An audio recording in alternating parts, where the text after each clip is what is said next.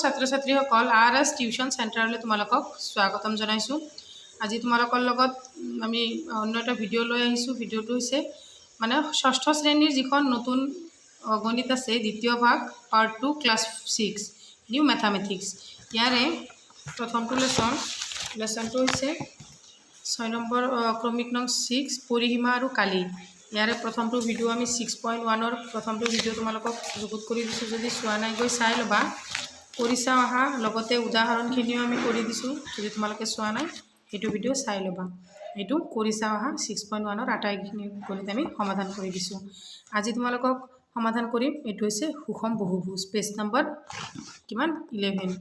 এইটোৰ সুষম বহুভুজৰ যিটো পাৰ্ট আছে সেইটো আজি গোটেইখিনি শিকাম। ইয়াতে কি বহুভুজ মানে কি, ইয়াতে চোৱা, বহুভুজ হৈছে তিনিটা বা তাতকৈ অধিক ৰেখাৰে গঠিত দ্বিমাত্ৰিক বন্ধ আকৃতি। সুষম বহুভুজ সকলো বাহু সমান জোখৰ আৰু কোণৰ মানো সমান।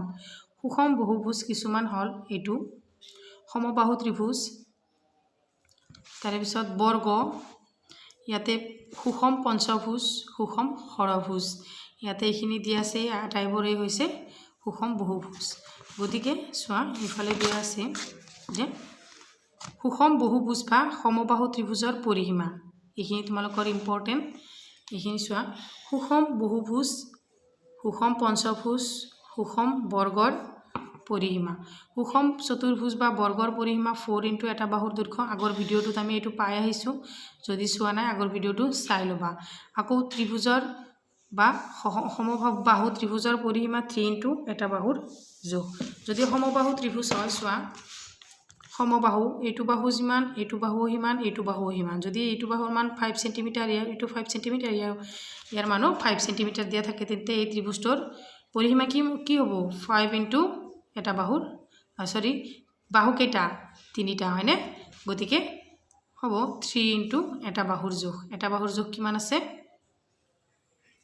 এটা বাহুৰ জোখ আছে 5 চেণ্টিমিটাৰ, হয়নে? 3 × 5 15 চেণ্টিমিটাৰ হ'ব। আকৌ ইয়াতে কৈছে এটা সুষম চতুৰ্ভুজ বা বৰ্গৰ পৰিসীমা। চোৱা, বৰ্গৰ চাৰিওটা বাহু সমান।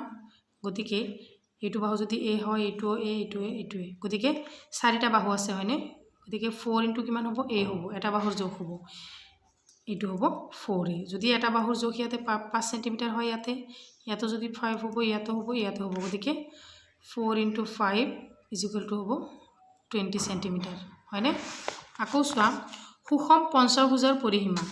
সুষম পঞ্চভুজৰ পৰিসীমা, এইটো হ'ব পঞ্চভুজ, এইটো হ'ব পঞ্চভুজ। এইটোৰ পৰিসীমা কৈছে এইটোৰো 5টা বাহু সমান আৰু কোণ 5টাও সমান। গতিকে ইয়াৰে এটা বাহু যদি 5 চেণ্টিমিটাৰ হয়, ইয়াৰে আটাইবোৰ বাহু 5 চেণ্টিমিটাৰ।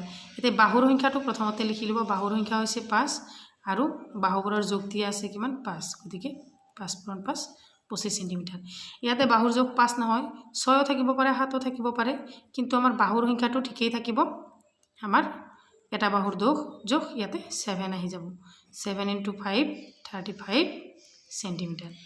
গতিকে এই বিষয়ে আমি ধুনীয়াকৈ গণিতসমূহ কৰি তোমালোকক উদাহৰণ দি বুজাই দিম। প্ৰথমতে চিনাকি হৈ লোৱা। চোৱা যে সুষম বহুভুজৰ পৰিসীমা বাহুৰ দৈৰ্ঘ্য প্লাছ এটা বাহুৰ দৈৰ্ঘ্য। মনত ৰাখিবা যে সুষম বহুভুজৰ পৰিসীমা = বাহুৰ সংখ্যা প্লাছ ইনটু এটা বাহুৰ দৈৰ্ঘ্য। এতেকে উদাহৰণখিনি চাম আমি। চোৱা, উদাহৰণ 1ত কি দিয়া আছে তোমালোকে লিখি ল'বা। যে ইয়াতে ধুনীয়াকৈ লিখি ল'বা, পেজ নম্বৰ কিমান? 13।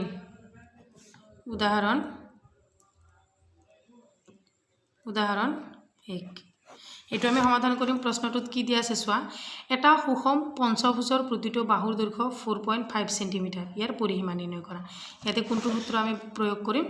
এইটো সূত্ৰ, হয়নে? পঞ্চভুজৰ কথা কৈছে, এটা বাহুৰ জোখ আমাক কিমান দিয়া আছে? 4.5 চেণ্টিমিটাৰ। গতিকে চোৱা, ধুনীয়াকৈ একেবাৰে সহজ।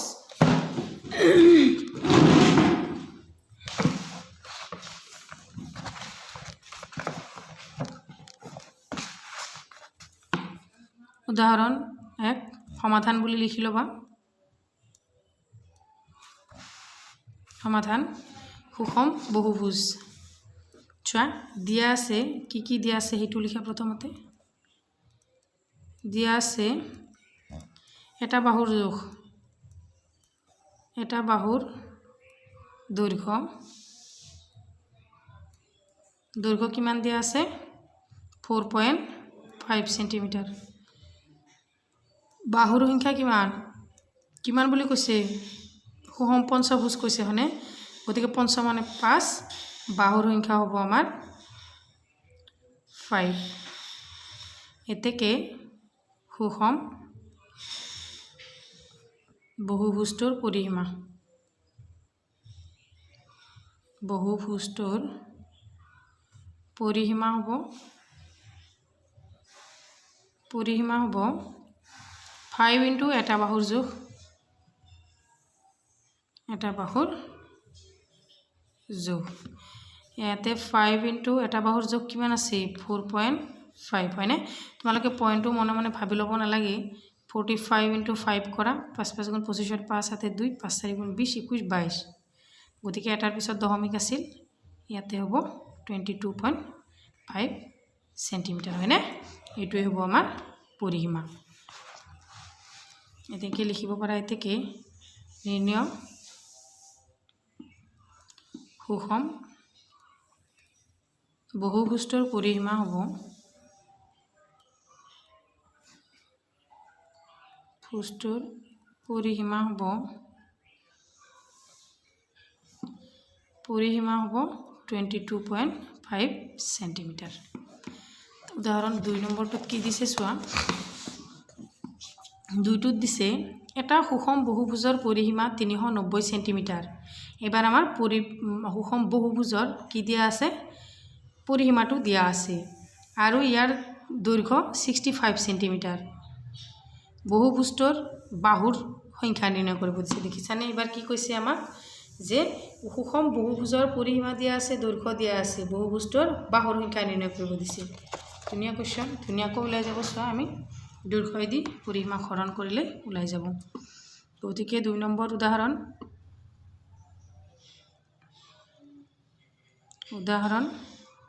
2 সমাধান বুলি লিখি ল'বা। সমাধান দিয়া আছে এটা সুষম বহুভুজৰ পৰিসীমা, এটা সুষম বহুভুজৰ পৰিসীমা বাহুৰ সংখ্যা আমাক এবাৰ উলিয়াব দিছে। সুষম বহুভুজৰ পৰিসীমা কিমান দিয়া আছে 390 সেন্টিমিটাৰ। এটা সুষম বহুভুজৰ দৈৰ্ঘ্য দিয়া আছে কিমান 65 সেন্টিমিটাৰ। এতেকে বাহুৰ সংখ্যা ইজুকেল টু হোৱাট। গতিকে আমি জানো যে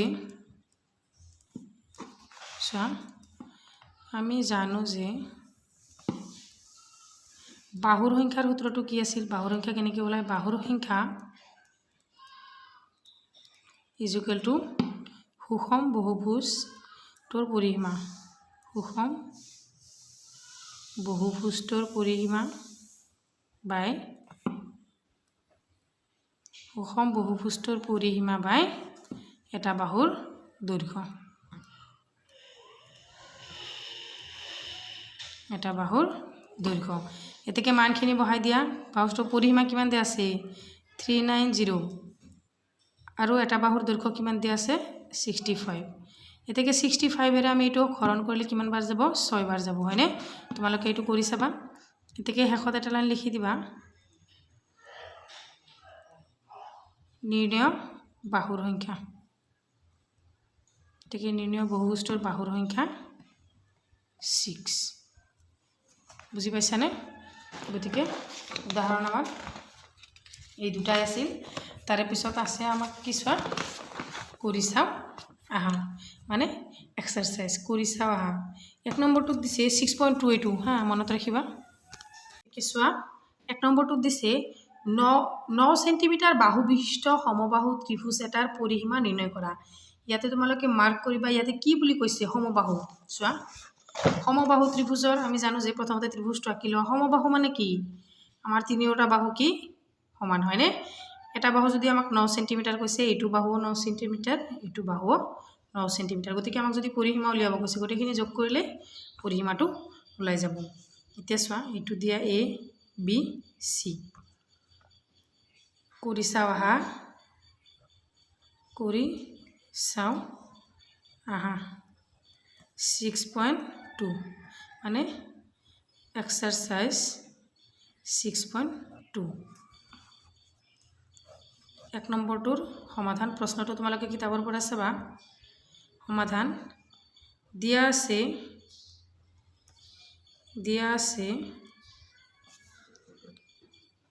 আছে কি এটা বাহু সমবাহু ত্ৰিভুজৰ পৰিসীমা এনেকুৱা এটা বাহু সমবাহু ত্ৰিভুজৰ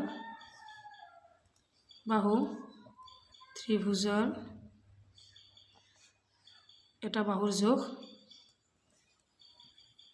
বাহুৰ জোখ কিমান 9 সেন্টিমিটাৰ এতেকে সমবাহু ত্ৰিভুজটোৰ পৰিসীমা সমবাহু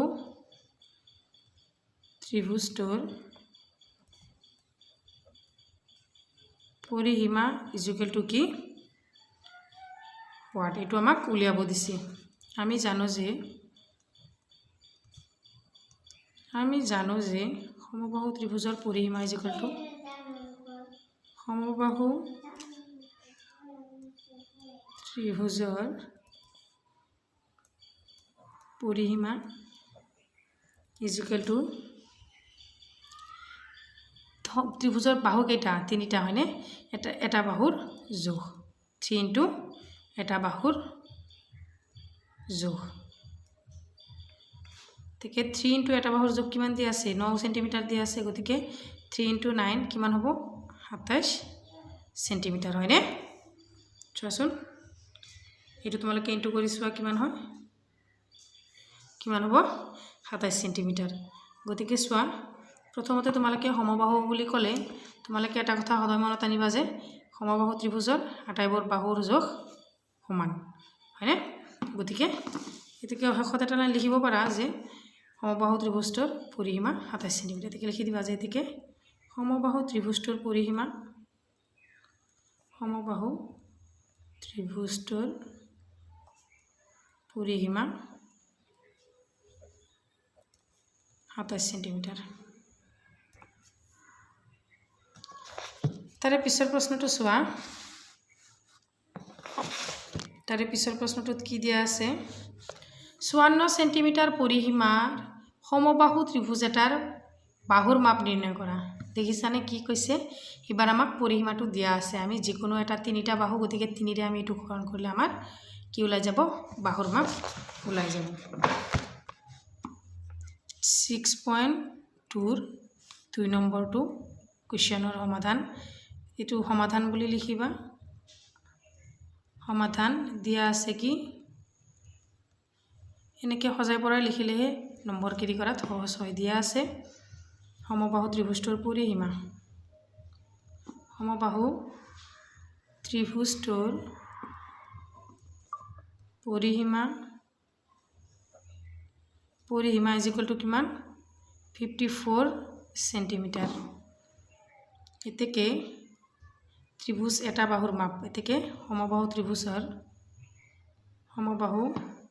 ত্ৰিভুজৰ এটা বাহুৰ মাপ ইকুয়াল টু হোয়াট এটা বাহুৰ মাপ ইকুয়াল টু হোয়াট আমি জানো যে সমবাহু ত্ৰিভুজৰ সূত্ৰটো কি আছিল সমবাহু ত্ৰিভুজৰ পৰিসীমা ইকুয়াল টু সমবাহু ত্ৰিভুজৰ পৰিসীমা ইকুয়াল টু কি হ'ব ইকুয়াল টু 3 ইনটু এটা বাহুৰ জোখ এটাকে সমবাহু ত্ৰিভুজৰ পৰিসীমা যেহেতু আমাক কিমান দিয়া আছে 54 ইকুয়াল টু 3 ইনটু এটা বাহুৰ জোখ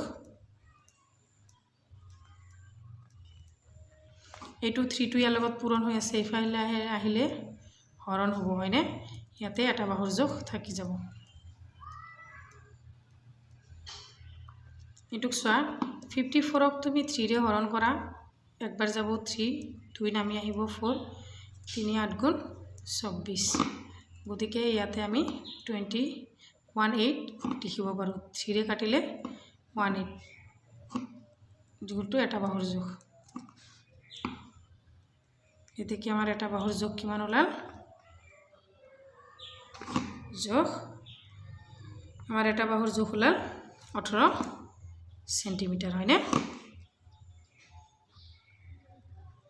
এটো হৈছে আমাৰ 2 নম্বৰটোৰ সমাধান তাৰে পিছৰটো চোৱা পিছৰ প্ৰশ্নটো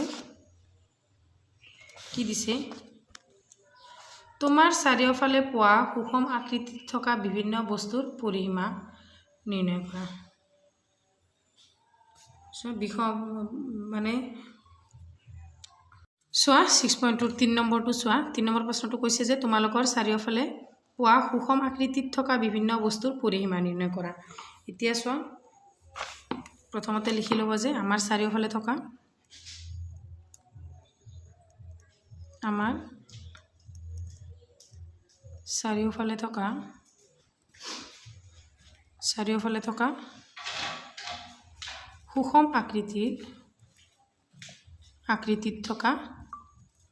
সুষম আকৃতিত থকা বিভিন্ন বস্তুৰ আকৃতিত থকা বস্তুসমূহ ইয়াত মই ললো টাইলছ এখন কিতাপ বা বহি তাৰ পিছত বহি বুজি পাইছা না এইখিনি মই ললো আমাৰ চাৰিওফালে থকা এতিয়া চোৱা এক নম্বৰটো হৈছে টাইলছ চোৱা টাইলছৰ আমি কি উলিয়াব লাগে পৰিসীমা এইটো হৈছে আমাৰ টাইলছটো বৰ্গ আকাৰত থাকে তো গতিকে এইটো যদি 4 সেন্টিমিটাৰ হয় দিক প্ৰস্থ গোটেইখিনি 4 সেন্টিমিটাৰ হ'ব হয়নে ইয়াতে 4 সেন্টিমিটাৰ গতিকে ইয়াৰ আমাৰ কি উলিয়াব দিছে পৰিসীমা এতেকে আমি লিখিব পাৰো যে টাইলছৰ পৰিসীমা is equal to 4 plus 4 plus 4 plus 4 is equal to কিমান হ'ব 16 সেন্টিমিটাৰ হয়নে এইটো হ'ব আনসাৰ আকৌ সোয়া কিতাপ এইখন হৈছে আমাৰ কিতাপ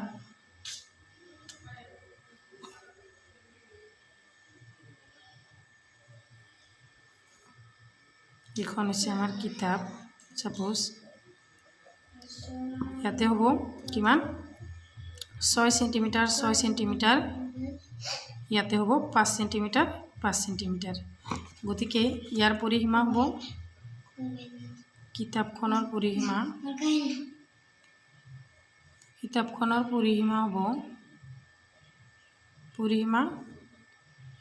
6 plus 5 plus 6 plus 5 is equal to 11 plus 11 22 centimetre হয়নে আকৌ চোৱা বহিখনৰ পৰিসীমা এইখন হৈছে বহি এইখন হ'ব 15 সেন্টিমিটাৰ ইয়াত হ'ব 15 সেন্টিমিটাৰ ইয়াত হ'ব 7 সেন্টিমিটাৰ ইয়াত হ'ব 7 সেন্টিমিটাৰ গতিকে এতেকে আমি লিখিব পাৰো যে বহিখনৰ পৰিসীমা